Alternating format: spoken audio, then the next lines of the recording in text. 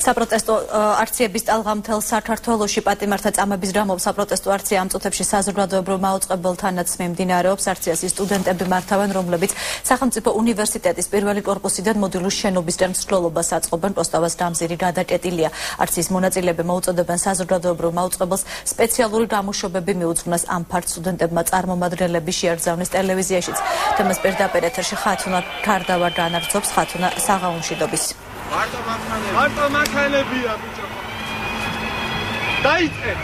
ამ წუთებში მიმდინარეობს სტუდენტების მსვლელობა ვაჟა-ფშაველას გამზირზე.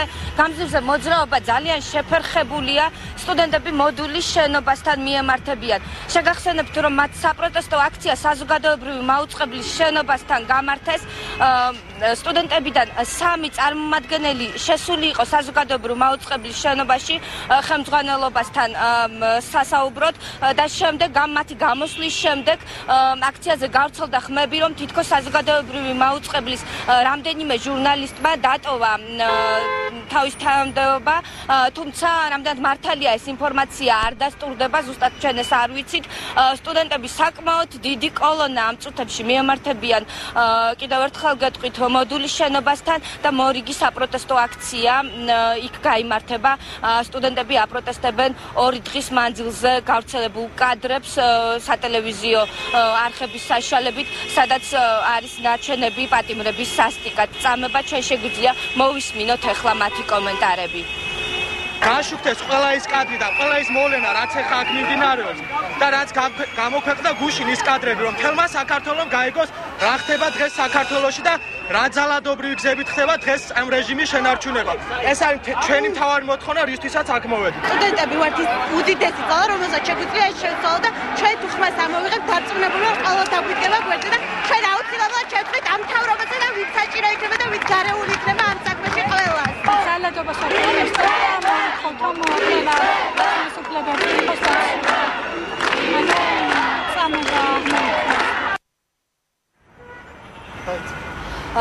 რამდენიმე დაახლოებით 1 საათის განმავლობაში გეტყვით, რომ საბურთალოზე პარალიზებული იყო მოძრაობა, გადაკეტილი იყო თითქმის.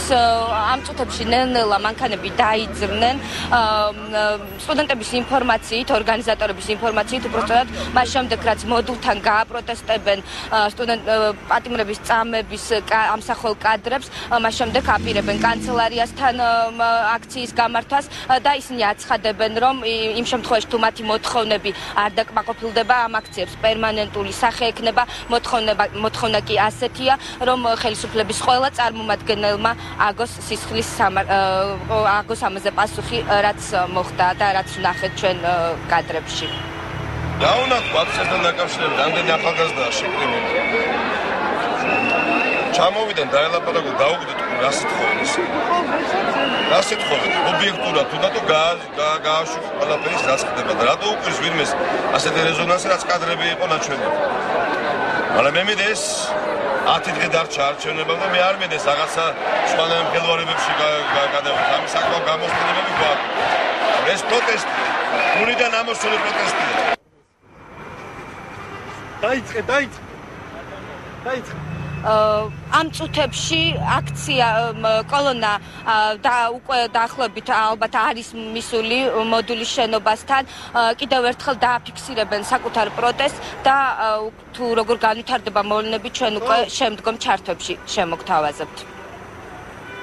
დიდი მადლობა.